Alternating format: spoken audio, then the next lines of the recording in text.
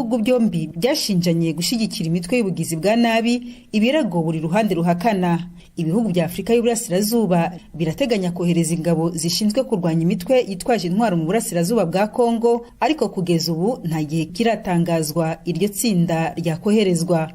Ku buryo bw'umwihariko ariko abicishije kuri televiziyo y'igihugu RTNC, umushikiranganji w'ubutegetsi bw'igihugu n'umutekano wa Kongo akaba ndetse n'icyegera cy'umushikiranganji wa mbere Daniel Aselo Okito yamaganye yivuye inyuma ubwo bwicanyi, asaba yuko ibyo bikorwa bihita bihagarikwa kandi yuko inzego z'ubucamanza zihana ababikora. Il n'y a pas une guerre entre les populations rwandaises et les populations congolaises. C'est le gouvernement rwandais. Nta ntambara iri hagati y'Abanyarwanda n'Abanyekongo. Ni leta y'u Rwanda idutera intambara, twebwe leta ya Kongo. Rero Abanyekongo ntibagwe mu mutego twatezwe na Kagame n'abo bakorana, kuko no kubivuga gutyo. Il faut l'appeler ainsi.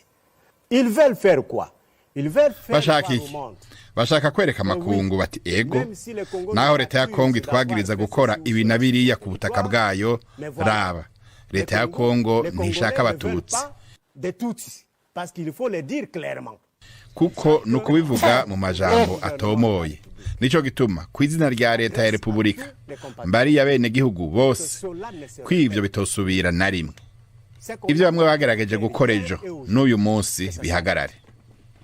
Nico gituma nsavye uretse abakuru b'intara ariko kandi n'abakomiseri b'intara mu gipolisi ca Kongo, abakuru bose b'inzego z'iperereza n'iz'umutekano, à tous les responsables des services de renseignement et de sécurité de prendre toutes les dispositions nécessaires. Gufata ingingo zose kugira ngo umuntu wese w'umunyekongo ku giti ciwe, umunyekongo ari mu mugambi wa politiki, umunyekongo ari mu ishirahamwe iryo ari ryo ryose, ntiyihe ububasha bwo gukora icyo ari cyo cyose ku izina rya leta. Leta ya Repubulika ibaye iriyamiriza ibyakozwe ejo ikarima ni Kinshasa ku izina rya leta. Et à Kinshasa, je demande au nom du gouvernement, nsabye mugenzanje umushikiranganji ajejwe ubutungane gufata ingingo zose kugira abacamanza baronka uburyo bwo kuzoshobora kwakira uwo wese azofatwa n'inzego z'iperereza n'iz'umutekano, igipolisi ca Kongo, kumvo z'izo nyifato zose mpejeje kudondagura no kwiyamiriza. Au sujet de tous ces comportements que je viens ici de décrire et de dénoncer. Je demande enfin aux membres des partis. Ubwa nyuma nsabye abanywanyi b'imigambwe ya politiki kandi aho n'amampera kuwanje UDPS, kuko amasanamu yagaragaye uyu munsi i Kinshasa. Ceux qui se sont permis de circuler sur les rues de Kinshasa, abihaye ububasha bwo kuvuga, abihaye ububasha bwo kuzunguruka amabarabara ya Kinshasa biyita ko ari abanywanyi ba UDPS. Imana ishimwe kuko nakurikiye ijambo ry'umukuru wa Force du Progrès ba UDPS yiyamirije ibyabaye, avuga ko bacengeterewe, ko atari bo bihaye gukora ibyabaye Kinshasa. Avuga ko atanumwe yigeze asaba kuja gukora ibyabaye. Donc je disais que je demandais à tous les partis politiques de dire à leurs membres. Nareko ndavuga rero ko nsavye imigambwe yose ya politiki kubwira abanywanyi bayo ko kuva uyu munsi ko ata muntu n'umwe afise ububasha bwo kwambara umwambaro canke ikindi kintu icyo ari cyo cyose gishusha n'umwambaro w'abasirikare canke abapolisi. Hari ubikoze, wewe ujejwe iperereza, wewe ujejwe igipolisi cy'igihugu ca Kongo, mbere na wewe ujejwe igisirikare, mukabona umunyagihugu i Kinshasa, i Goma, i Kasumbalesa nk'uko navyiboneye ubwanje, i Lubumbashi, Alunafek na Junafek na UDPS hamwe na ACO bariko bariyambika bene iyo myambaro, nukubihagarika, nukubafata bajanwe mu gipolisi, bajanwe muri parke kugira bacirirwe urubanza bahabwa igihano. Nongeye ko muri ico gihe atanama z'abanywanyi b'imigambwe zikorerwa mu mabarabara. Niba mushaka gukora inama ja ku vyicaro vy'imigambwe yanyu ya politiki, ntihagire abantu dusubira kubona bari munsi y'ibiti bariko baravugana bambaye bene iyo myambaro canke amabutini. Ntidusubire kubona ivyo bintu, kuko ntidushobora kwemera ko abanyagihugu b'abanyekongo bashira abandi mu mutekano muke. Mettre les autres en insécurité. Umushikiranganji Daniel Aselo Okito. Reka rero nje kwa David Karambi, we ari Igoma, aho ni mu burasirazuba bwa Kongo. David, kuva muri ibi byumweru bibiri navuga bishize, hari ibi bibazo bisa nkaho bikomeye bihamagarira abantu kwica abavuga ururimi rw'ikinyarwanda na cyane cyane abatutsi, wowe uhagarariye aho ngaho mu ntara ya Kivu y'Amajyaruguru, cyane cyane bavuga ku itariki 25 z'ukwezi gushize kwa gatandatu, ubwo ni ukuvuga kwa gatandatu ushize. Ariko aya magambo twumvise y'abategetsi yashoboye guhagarika iyo myigaragambyo bari bahamagaje yuko yakorwa ubwicanyi. Ese umuntu yavuga ko ubu ngubu ibintu byifashe bitaho ngaho? Mbere na mbere ndifatanya n'imiryango yose yahuye n'ibibazo by'ubuhunzi, haba muri teritwari ya Nyiragongo, haba muri teritwari ya Rucuro, aho abantu benshi bagiye bapfa, abandi bagahunga, ndetse abagize umuryango bagatandukana. Nifatanije rero n'abo bantu bahuye n'iyo sangane, kuko ntawe ushyigikira intambara iteka ihitana byinshi. Nk'uko mwari mumbajije, ahangaha twarahungabanye cyane kuva uriya muyobozi wa polisi yo muri intara y'Amajyaruguru ya Kivu yatangaje ku mugaragaro asaba yuko abantu bafata intwaro izo arizo zose, les armes blanches, bagafata imipanga ngo kugira ngo birwaneho birengere, ngo kandi n'abo bantu murabazi, muturanye nabo, ntabwo mubayobewe.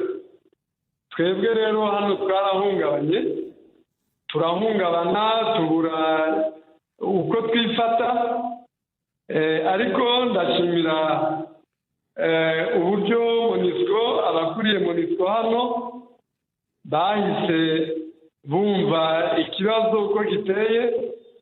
Twarabasanze, batubwira ko batanze raporo ku buyobozi bwabo, ubuyobozi bwabo nabo butanga raporo ku rwego rw'isi, niyo noneho bunavugana na guverinoma, ku buryo mboneyeho gushimira minisitiri wa kominikasiyo wavuze mu izina rya guverinoma, avuga yuko nta wemerewe guhohotera undi mwenegihugu cyangwa umunyamahanga uwo ari we wese, nta burenganzira bafite bwo kuduhohotera.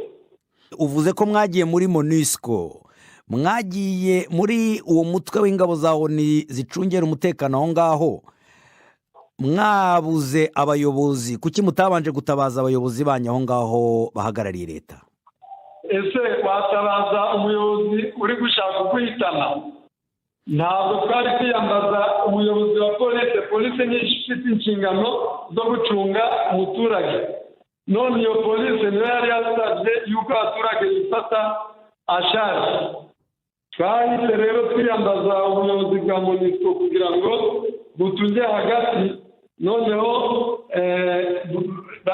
barebe uko batucungira umutekano. Nicyo gituma twiyambaje MONUSCO, kandi ifite muri izo nshingano kubungabunga amahoro. None guverineri, ni ukuvuga umuyobozi w'intara ya Kivu y'Amajyaruguru, we ntago mwamubwiye muti ibi ni ibiki bibaye uyu mupolisi yavuze?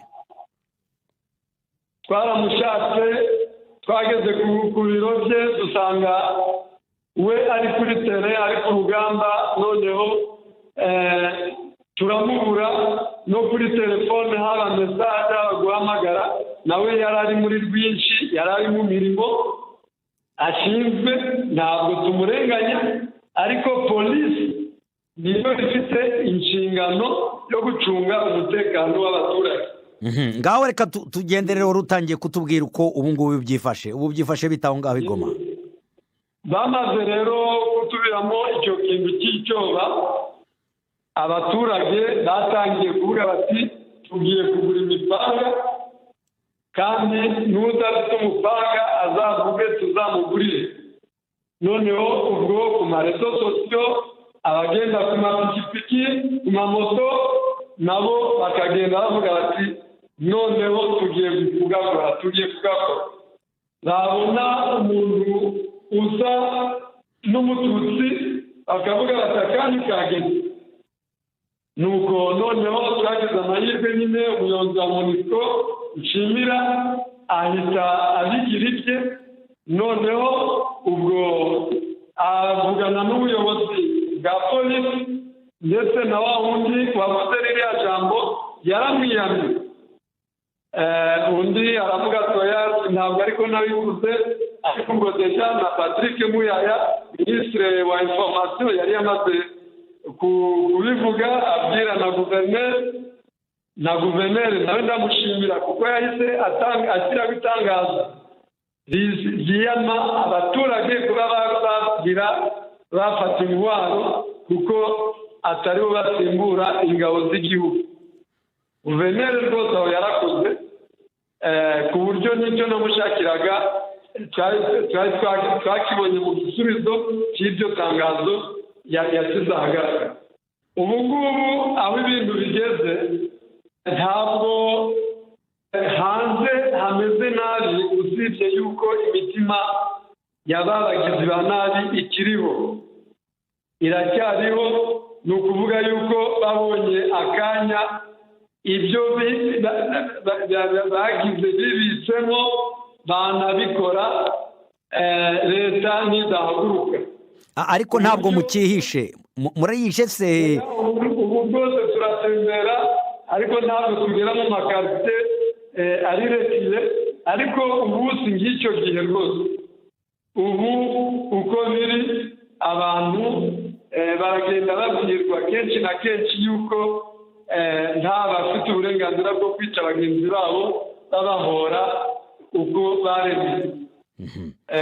Ariko imitima y'abo bagizi ba nabi ndahamya yuko itari yahinduka, kuko bisaba imbaraga za leta zo igomba gukurikirana abantu bose barebye ayo macakubiri, kuko twese tutari inyeshyamba.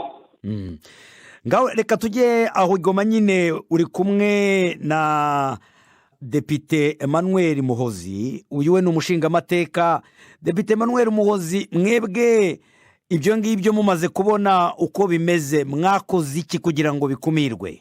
Ariko mbere yaho nifatanyije n'abaturage benshi bari mu kababaro, bo muri groupe Mazajomba, Bweza, Gisigari, Busanza, bagumirije kwicwa n'ingoma z'abaturanyi bacu, kandi bimaze imyaka ariko binyuriye mu magroupe armé yatangiranye na AFDL, bija kuri RCD, bigera kuri CNDP, M23 ya mbere n'iya kabiri nigibanyuriragamo. Groupe armé ngo ni imitwe yitwaje birwanisho,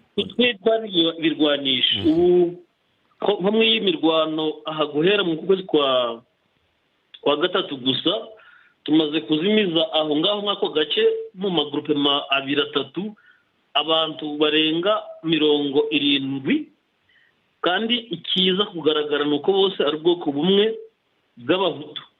ubwo kuzimiza ni ugupfusha cyangwa nuko bagiye bamaze kwicwa n'abo bantu n'izo ngoma, ibyo bihugu bidukikije binyuriye muri M23.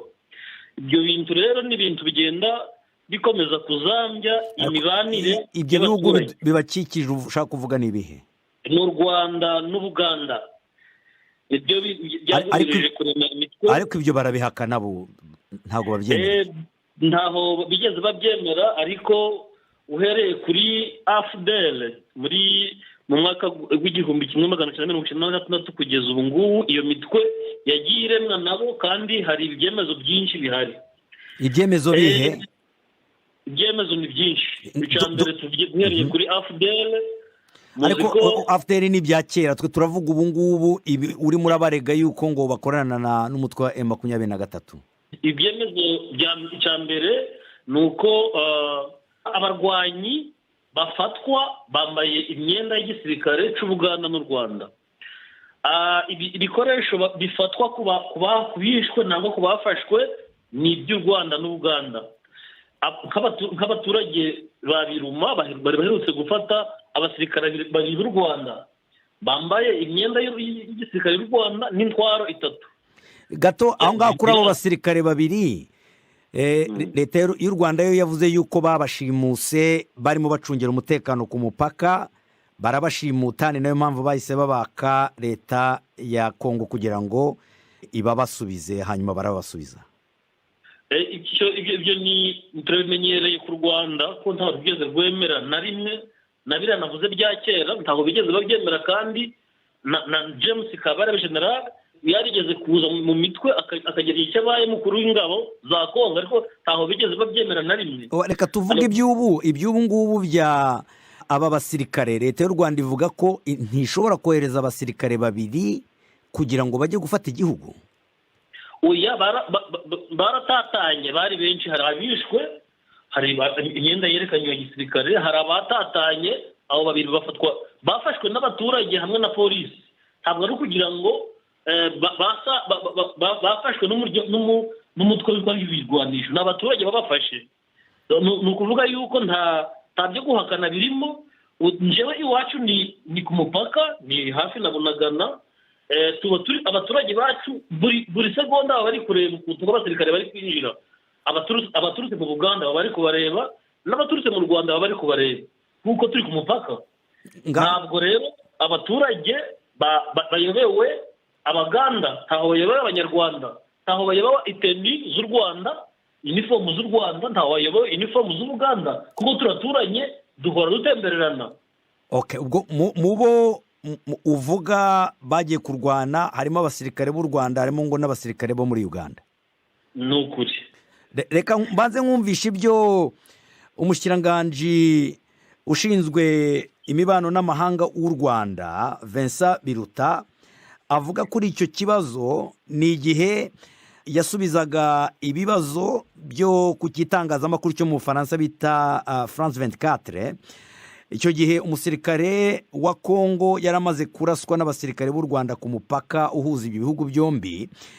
Ibyo bituma babaza rero Biruta niba bitagiye gutera umutekano muke, na cyane cyane yuko Kongo ibarega yuko bafite ibimenyetso bigaragaza ko leta y'u Rwanda ifasha umutwe wa M23, na cyane cyane banavugaga yuko ngo nuserukiye Amerika muri Kongo nawe yabivuze. Reka wumve uko Biruta abivuga hanyuma nkugarukeho. Cet incident survient dans un contexte où il y a eu des discours de haine, des incitations à la violence du côté de... Ibi bintu bishitse mu gihe hariko harakwiragizwa amajambo y'urwanko yo guhamagarira abantu kuja mu bwicanyi muri Republika Demokarasi ya Kongo.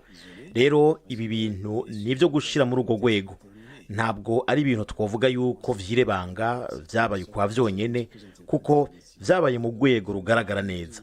Rero jewe nuko ndabibona. Leta y'u Rwanda yafashe ivyemezo vyo kugira ikingira umutekano w'ubutaka bwayo n'abanyagihugu bayo, ariko nta basirikare dufise muri Republika Demokarasi ya Kongo kuri ubu. Ivyo vyatangajwe n'userukiye Amerika ko harabagaragaye ko ari ibintu vyemejwe. Nashaka ndabibutse ko mu karere dufise inzego zo kugenzura ivyo bintu zijeje gukora amatohoza ku bishika vyose, harimwo n'ibijabuka imbibe. Rero ntabwo ari akazi ko wari we wese gutangaza canke gusa no kwemeza kuvuga ko hari ibimenyetso ko hari abagaragaye. Hari inzego zibijejwe. Icyo leta y'u Rwanda yakoze kandi izokora no muri kazoza no gufata ivyemezo bikenewe mu gukingira ubutaka bwayo hamwe n'abanyagihugu bayo. De prendre les mesures nécessaires pour protéger son territoire et ses citoyens. Ceci est lié, disons, à une certaine idéologie qui se vit dans la région. Ibi bifitanye isano n'ingengabitekerezo ikwiragiye mu karere. bavuga ko M23 ifitaniye imigenderanire n'u Rwanda kuko ari abanyekongo bavuga ikinyarwanda ariko n'abanyekongo. Rero iyo ngengabitekerezo yakwiye hose mu karere kuva mu myaka ya 90 ikavuga yuko hari abanyekongo batarabukuri bibandanya gukwiragizwa. Mbere n'ingabo za ONU ziri muri RDC zishinzwe kurwanya imigwi itwaje ibigwanisho zishiramwe ingoga iyo zigwanya umugwi kanaka, aha ndavuga M23, ariko izo ngabo zikaba zimaze imyaka myinshi atana kimwe zikora ku yindi migwi kandi izwi no ku rwego rwa ONU. Aha ndavuga umugwi FDLR ufitaniye isano n'abakoze genocide ngaha mu Rwanda mu 1994. nayo ubundi imigenderanire hagati ya M23 na leta y'u Rwanda ntayiriho. Urumva bwana Emmanuel Muhozi, ntayiriho ahubwo n'ingengabitekerezo iri aho ngaho muri Kongo kugira ngo batwerere u Rwanda ibyo. Vincent Biruta yabivuze, ariko muzi ko M23 mu mwaka w'ibihumbi 2013 abasirikare ba guverinoma FARDC hamwe na MONUSCO bari bakubise iyo M23 barayirasa barayirangiza, insigarizwa zirukira mu Buganda no mu Rwanda. Zigezeyo mbere yo kuzakira bamanje bazambura intwaro. None ubu ko bagarutse bakagaruka bafite intwaro bazikuye he? Mu Rwanda rwazibahaye, mu Buganda rwazibahaye. Ejo wumvishe ko na Bintu Keita uhagarariye MONUSCO yavuze ko bagarutse bafite imbaraga za gisirikare zirenze n'iz'igihugu. Ni ukuvuga yuko n'intwaro bari bafite guverinoma y'u Rwanda n'iyu Uganda barazibambuye, ariko noneho babongereye abantu, babongera n'intwaro, kuko ari ibihugu bibiri nyine bifite intwaro wenda zisumba n'iza Kongo. Ni ibintu bitogarukwaho, ariko nzi ko guverinoma y'u Rwanda, guverinoma ya FPR, icyo igenda ishyira imbere hose no gutangira intambara ni uburiganya, uburyarya no kugenda bashyira imbere intambara z'amoko. Uravuga ngo hari imyenda ya Uganda n'iy'u Rwanda wabonye, hari ibikoresho by'abasirikare b'ibyo bihugu wabonye, hari abasirikare bafatiweho, unavuze yuko ahubwo ngo ibi bihugu byombi byahaye uyu mutwe wa M23 intwaro kugira ngo uze kurwana aho ngaho muri Kongo. Turi kumwe na Brigadier General Felix Kuraige, uyu ni umuvugizi w'igisirikare cya Uganda. General Felix, ibi ngibi urabyumva ibyo arimo aravuga? Uyu nguyu ni umushingamateka wo muri Kivu y'Amajyaruguru, hariya muri kariya karere ka Rucuro niho akomoka, niho ahagarariye abaturage baho. Ibi arimo aravuga urabivuga wiki General Felix? Birandenze, birantangaje ngo umushingamateka yakora ibirego nk'ibyo ku gihugu cy'umuturanyi, igihugu gifashije leta ya Kongo mu bibazo imaranye imyaka n'imyaka. Icya mbere, abasirikare nangwe ingabo za Uganda ntabwo zayoberana, kandi ingabo za Uganda si z'ubwoko bumwe nk'uko agerageza kubyerekana. Ni amoko yose yo muri Uganda. Niba hari abo bafashe ibyemezo babyerekane, bashyira ubuhamya hanze, aho kugira ngo akore ibirego nk'ibyo mu kureba kwanjye bya politiki kandi bidafite aho bishingiye. Ese twaba twarashyigikiye M23, ingabo za FRDC zigahungira muri Uganda, tukazakira n'intwaro zabo, tukavura abakomeretse, twarangiza tukabasubiza izo ntwaro bagataha? Ubwo si bo nibo baswa, nangwe tukabaswa babashyigikiye kandi tubarwanya? Urabyumva Emmanuel Muhozi? Kugira ngo yumve ko aba M23 yari yararangiye muri 2013, mu 2013 iza guhungira mu Rwanda no mu Buganda, babambura intwaro mbere yo kubakira. None mu gutera intwaro bazikuye. Icyo ni cyambere. Cya kabiri, mu bafashwe mu barwanyi, hari abarwanyi bafashwe bakuwe mu nkambi z'abakongomani ziri mu Buganda. Ubuganda na HCR bafiteho amaso. Recruitment y'abantu 10, 20, 100 taho yaba mu gihugu batabizi. Mbere yo gutera ibunagana habaye inama mu hoteli Kanombe ni mu Buganda hafi n'umupaka wa Kongo. Abasirikare b'u Buganda n'abo Rwanda bari bahari. Mbere yo kugira ngo binjize abasirikare babikoze gatatu bazimya amatara mu masaha y'isaha y'ijoro. Muhozi igira ngo aho ngaho hari icyo yaragiye kuvuga General Felix. Icya mbere M23 ijya gutsinda bwa mbere na mbere muri 2013 Uganda yakiriye impunzi zihunze ziba muri Kongo nk'uko ihora izakirana n'ubu, kandi nk'uko yabivuze twabakuyeho intwaro tubakura ku mupaka. Nyuma habaye imishyikirano hagati ya leta ya Kongo na M23. Iyo mishyikirano uwayikayishije ese uwayishyizemo umutwe yari president wa Uganda, abaha minister wa defense icyo gihe Dr. Kiyonga niwe wari umukuru w'intebe wayoboraga iyo mishyikirano. Bemeranya ibyo bagezeho nuko nk'uko twari twemeranyije nabo M23 ingabo zabo zirafashwa zirataha ariko leta ari yemeye kubasubiza mu mirimo yabo bakoraga ya gisirikare. Kugira ngo rero uvuge ngo baturutse hano, icya mbere njya mwemeze Muhozi iyo Uganda ishyigikira M23 intambara ibisukundi, kandi ngira ngo arareba imirimo dukoze mu Ituri turwana na ADF aho tubagejeje. Ese ibi ntangaza ADF imaze igihe yica Kongo, abapolitisiye nka Muhozi baracecetse kugeza ubwo tugiye tukabamisha na nduvuga bashaka. Kandi iyo nimishyano twagezeho na leta ya Kinshasa kugira ngo avuge ko twihinduye kandi tugashyigikira M23 ndabere bakora ubuyobe. Ahubwo cyo nasaba byaba byiza ko abayobozi ba Kongo basuzume ikibazo cy'umutekano mu gihugu cyose, kuko ibibazo bya M23 ni ibya identity conflict. Ariko hari ibibazo muri Ituri hagati y'Abahema n'Abarendu, hari ikibazo cya Maimai abo sinabo bashyizweho na Uganda na Rwanda, hari M18 mu majyaruguru. Tureke rero kwifashisha abandi. Ngenda reba ko abayobozi nka ibise bashimwe Muhozi. Ariko nk'ibi Muhozi yaravuze by'uko ngo habaye inama ku mupaka wa Uganda ngo ahantu bita Kanombe ngo yo kugaba igitero. Murabivuga wiki? Nta ngabo za Uganda ziri muri Kongo, ziri muri iyo ntambara ya M23. Niba afite ubuhamya babushyire hanze. Kuberekanye si imyenda y'abasirikare babiri ba RDF ko batari berekana imyenda y'Abanya-Uganda. Ngaho dushaka iki? Reka tukibaza icyo ngicyo Muhozi ko nta bimenyetso watugaragarije ko watubwiye ko ari abasirikare b'u Rwanda babiri bafashwe, aba Uganda bo bafashwe n'abahe?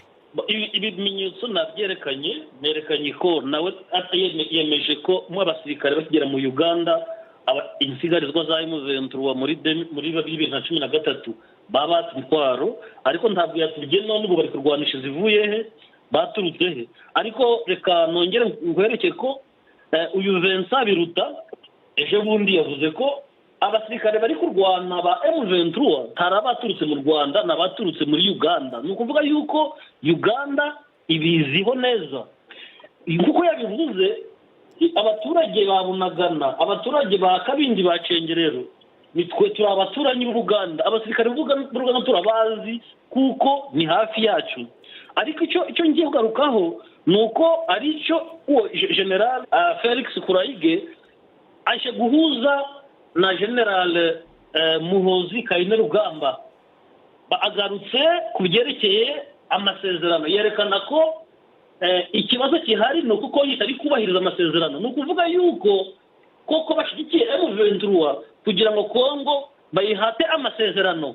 Nicyo njewe nkuyemo, kandi koko arambesheye ndavuze bagiranye Muhozi reka wumve Muhozi ihangane gato. Yego navuze habaye imishyikirano hagati ya leta ya Kinshasa na M23 muri 2013. Uwubahirije n'utarubahirije amasezerano sinamuvuze ko ibyo abinjize mu kanwa. Ndi umuvugizi w'ingabo za leta, ntabwo navuga ibintu nabifiteho ubuhamya. Ibavuze bya General Muhozi Kainerugaba byo ninjye uvugira ingabo za Uganda. hari umugabo w'ingabo yitwa Geno Mbadi. Reka turaza kuza. Washobora kunyumva gakeya. Uyu munsi cyangwa ejo Perezida Museveni yabujije umuhungu we General Muhoozi Kainerugamba kongera gukora tite ku bintu bya security.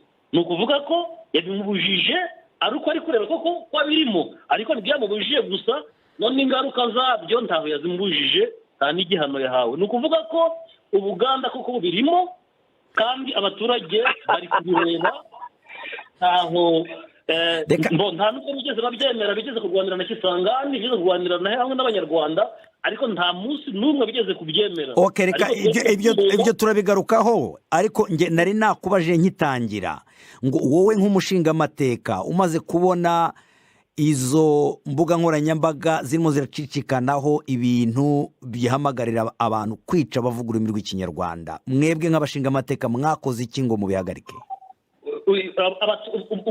Umuntu ukubiswe ntawe wamubwira ngo riraguca reka kurira guca. Uretse ko duhora twamagana imvugo mbi n'ingiro mbi, ariko ingiro zikora zikorwa nizo zigenda zituma abantu bagira ibyo bavuga bibi. Muri make ntacyo mwakoze nk'abayobozi bahagarariye abaturage, ntacyo mwakoze. Kandi turabyamagana igihe cyaricyo cyose, nuko ariko icyo dukwiriye kwamagana cya mbere ni ikibitera, kuko iyo ni ingaruka umuntu yiciwe ntawamubwira ngo atekurira, ariko iyo agiye gukora ibibi uragerageza kumubuza, ariko kugira ngo umubuze neza ni uko wahagarika, mwakwifatanya ngo muhagarike kiriya kibitera. Ikibitera ni iki rero? Ni aba baturanyi Ubuganda n'u Rwanda, ingoma zabo NRM na FPR bigumirije guhatira abaturage gutandukana kugira ngo bakomeze ku ngoma zabo. Muhozi, ndashaka kumubaza, Mayimayi yashinzwe n'ibihugu bituranye Kongo? Urakoze cyane, reka ngusubize. Igroupe arme ya mbere, umutwe w'ibirwanisho wa mbere muri Kongo yari AFDL. Nyuma ya AFDL haje amagroupe arme menshi, ariko amagroupe menshi yaje yari amagroupe amenshi ari abantu babonye yuko bari kwicwa, bakavuga bati none se turicwa duhagaze, ufite ibuye akarifata, uhuye n'inkono akayifata kugira ngo yirwaneho. Naho abazanye ibintu by'imiti kwaje birwanisho muri Kongo, nimureke iki turakigarukaho. Reka tubanze tujye muri Kivu y'Amajyepfo, hanyuma iki muhumure turakigarukaho mu kanya iki ngiki. Ibiganiro bya BBC gahuzamiryango mukunda nk'amakuru, imvo n'imvano, urunana, ikiganiro cy'abagore cyangwa baza muganga, ubu biraboneka kuri podcast. Jya kuri bbcgahuza.com maze ushake ahari podcast. Amakuru yose y'uko podcast ikora n'uko wayishyira muri telefone yawe byose urabihasanga. Hagati aho ngaho muri Kivu y'Amajyepfo naho nyine ubu bwicanyi bwarahamagajwe kugira ngo nabwo bukorwe. Ibyo bituma rero abayobozi baho na cyane cyane abayoboye akarere ka Uvira bahamagaza inama kugira ngo bafate ibyemezo byo gukumira. Hano muri kino kiganiro turi kumwe na Muyoboke Ndatabaje Boss. Uyu we yari muri iyo nama. Watubwira uko byagenze muri iyo nama n'ibyemezo mwafashwe bwana Boss? Inama yabaye mu kwezi kwa gatandatu hari ku minsi 20 ihamagajwe na Maire de la Ville uyu mujyi wa Uvira hamwe n'abagenzi biwe, abayobozi bose bashinzwe umutekano mu mujyi wa Uvira. Iyo nama yariteranije amasosiyete civile yose ndetse n'abahagarariye amakominote yose atuye muri Uvira, ariko cyane yiganjemo amakominote agera kuri 6 niyo menshi cyane. Harimo ndetse n'abaserukira jeunesse, urubyiruko mu makominote yose, harimo ndetse n'abahagarariye amaserivisi ya leta yose kwangana mu mujyi wa Uvira. Ariko rero n'ibyo byose ijambo cyane ryibanzweho uwo munsi kwari kwamagana amamesaje asirikira ku mbuga zitandukanye ahamagarira amoko menshi kurangiza cyangwa se kurandura ubwoko bumwe bw'Abatutsi. barabyamagana rwose bivuye inyuma, ari nacyo gitumye uyu munsi wenda tukihadumeka bagaragaje imbaraga nyinshi zishoboka mu kwamagana ayo mesaje, imvugo mbi zihamagarira amoko menshi kurangiza cyangwa se gukuraho ubwoko bw'Abatutsi. N'iriya myigaragambyo yari yahamagawe kuwa gatandatu ushize ntiyabaye. Umuntu yavuga se ko ubu ngubu bimeze bite, kuko wumvishe ukuntu David yatubwiye bimeze i Goma. Aho ngaho muri Uvira ibintu byifashe bite ubu? Bijanye n'ibyemezo zafashwe, icyemezo cya mbere nicyo ngicyo nari kuvuga cyo kwamagana abantu bandika amamesaje bene ayo ngayo cyangwa se bayakwirakwiza. Icya kabiri nuko hashyizweho komisiyo ishinzwe gukora cyangwa se kugenzura izo mesaje zose no kumenya abazandika ndetse bagafatwa bagafungwa. Ariko kugeza uyu munsi nta n'umwe turumva uwafashwe, uwafunzwe cyangwa se uwakurikiranwa, kandi abo bose bazandika bari hano mu mujyi wa Uvira, bari muri teritwari ya Uvira, baragenda manywa na nijoro. Ubwo se umuntu yavuga ko bimeze nka biriya David yatubwiraga, murarebana, muragerageza guca mu mihanda, ariko imitima yanyu iracyafitanye kwikekana. Imitima ntabwo ishobora gutuza angaha muri Kivu. Izo ni ingaruka tugize iminsi duhura nazo z'ayo magambo n'ayo mamesaje ahembera aterwa ndetse na bamwe umuyobozi bwa Kongo. Hari abadepite, umudepite werutse kuza akora mitingi i Baraka, avuga ko nta muntu n'umwe uvuga ururimi rw'Ikinyarwanda ugomba kugaragara muri Baraka. Ibyo byarabaye, ni nabwo nyuma ku matariki 9 z'ukwezi kwa 12 k'umwaka ushize hiciwe umumajoro w'umunyamurenge akuwe mu modokari ari kumwe n'abandi, bamwica mu buyobozi. Igipolisi kireba, igisirikare kireba, abayobozi de la place bareba, baramushinja, baramutwika. Ibyo zarabaye. Hanyuma abaturage bari batuye mu mujyi wa Baraka aho bose barishwe, bamwe barishwe abandi barahunze bawukuwemo, nta munyamurenge n'ugituyemo. Ibyo byose ni ibintu bituma tudashobora gutuza ngo dutekane ngo tuvuge ngo dufite amahoro. Eko bundi Kalima wabonye ibyabaye, abanyamurenge barishwe, abandi barahunze, bahoraga bashakira ubuzima. Ubwo buzima ntabwo bagifite, barahunze. Ubu ngubu ibibazo ukunda abo bana babo bazabaho cyangwa imiryango yabo ubu izabaho. Icyo ni ikibazo gikomeye. Abantu barishwe, n'icyatangaje cyane kandi giteye ubwoba nuko abashinzwe gucunga umutekano w'abantu aribo bafata telefone bagafilima umuntu ari gusha, umuntu bari kumubaga bamukuramo ingingo zimwe na zimwe. Uwa polisi agafata telefone, agakamera, agafilima, agafata video, akayohereza ku mbuga. Icyo ni ikintu giteye ubwoba. Uwakagombye gucunga umutekano w'abantu ugasanga niwe uri kuzamamaza ndetse agafotora, bikaba n'imunesheje. Ariko se kuvaho mukore iyo nama, mukaba mwarafashe ibyo byemezo, mugashyiraho ndetse n'akanama gashinzwe kubikumira, ibyo bikorwa nk'ibyo ngibyo ntabwo bikiriho noneho ubu ngubu? N'ubu ngubu birakomeje. Gusa nyine turashima ubuyobozi bwacu bakoze, bakoresha amanama, bamagana ku maradiyo, ari nabyo bitumye uyu munsi tugihari. Dushima Imana yakomeje kubikora gutyo, ariko kandi amesaje kugeza uyu munsi arakomeje, ntabwo yigeze ahagarara. Mu mbuga nkoranyambaga n'uyu munsi amesaje akomeje kubaho menshi, ahamagarira toujours ayo moko menshi kutumaraho cyangwa se kudukuraho. None ubwo butumwa ababutanga ntabwo mubashyikiriza ku kanama mwashyizeho gashinzwe kubikumira? Abo bose barabizi, baba babibona. Urabona nk'ejo bundi hari abamayimayi ubu ngubu bari kumenasa baza kurasa abaturage, bashakisha uburyo bica abaturage bari kubegera Mutarure.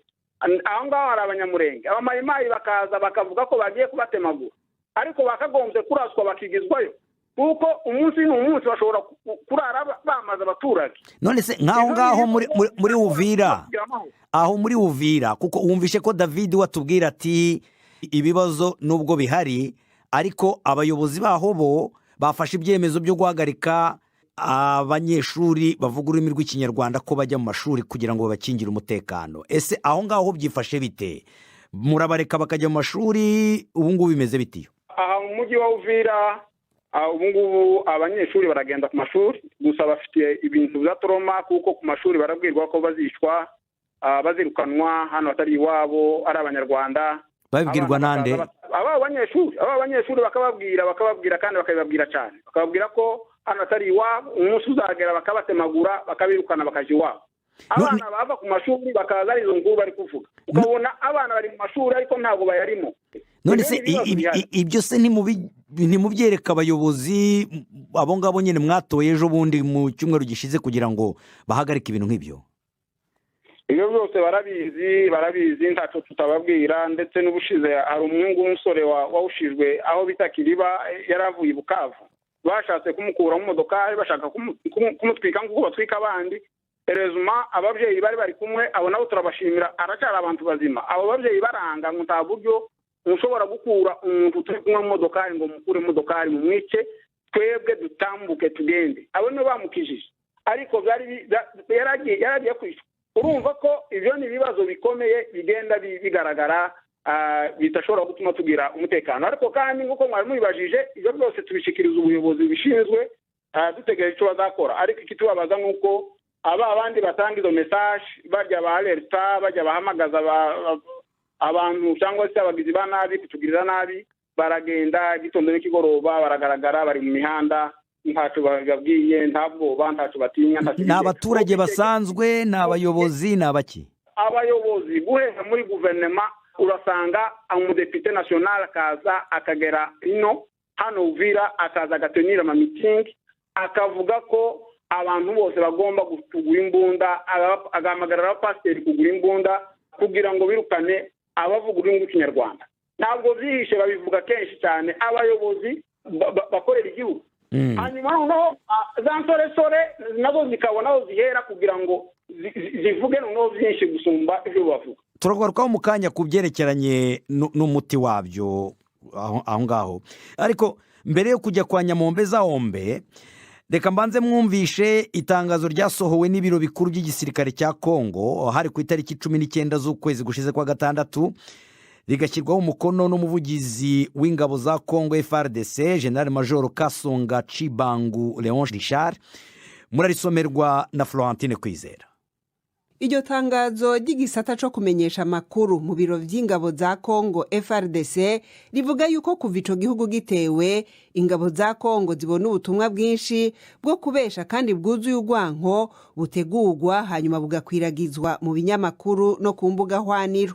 Ariko itangazo rivuga yuko butegurwa na Kigali mu majambo yaryo mu ntumbero yo kumvisha abanyagihugu n'amakungu ko hari abantu bariko barahigwa canke ko hoba hari agatima ko kwanka abasirikare canke abanyagihugu bo mu bwoko bumwe bwaho muri Kongo. Iryo tangazo ryo mu biro bikuru vy'ingabo za Kongo ryagiriza u Rwanda kuba atari ubwa mbere rukoze gutyo kugira ngo ruhende igice kimwe c'abanyekongo bagwe mu mutego mu gutunga gato ku bwoko runaka, gutyo babe baguye mu mutego w'umwansi. Gusa itangazo rivuga yuko ivyo bitazoca intege ingabo za Kongo ziyemeje kwitangira ico gihugu gushika no kugipfira. Itangazo ribandanya rivuga yuko kuba Kongo iba mu bwoko butandukanye bwinshi ari itunga ritagira uko ringana, kandi ko FARDC ikingira bose. Rivuga yuko inzego z'umutekano ziriko zirahiga umuntu wese canke urwego yogeramira canke gogeramira abantu kubera ubwoko bwabo. Kuwo bikora azovyishura imbere y'ubucamanza bwa gisirikare. Nyamombeza Ombe, urumva iryo tangazo, urumvishe n'iryavuzwe n'umushyikiranganji w'umutekano, wumvise ndetse n'ibyo Muyoboke amaze kuvuga, abategetsi baho barahamagaje amanama kugira ngo bakumire ibyo ngibyo, bafata n'ibyemezo, ariko nta gikorwa. Nubwo wowe ubirebera kure witabira uri muri Finland, ariko nawe ndabizi ko bikurikirana, na cyane cyane ko ukomoka hariya muri Kivu y'Amajyepfo aho Muyoboke akomoka, ubona biterwa n'iki ko imvugo itajyana n'ingiro? Mboneraho kimwe n'abandi guhumuriza abavandimwe b'abanyekongo n'abandi bo mu karere, kuko si abanyekongo gusa ariko cyane cyane abanyekongo baburiye ababo muri izi ntambara z'amafuti zo kuva 1996 kugeza uyu munsi.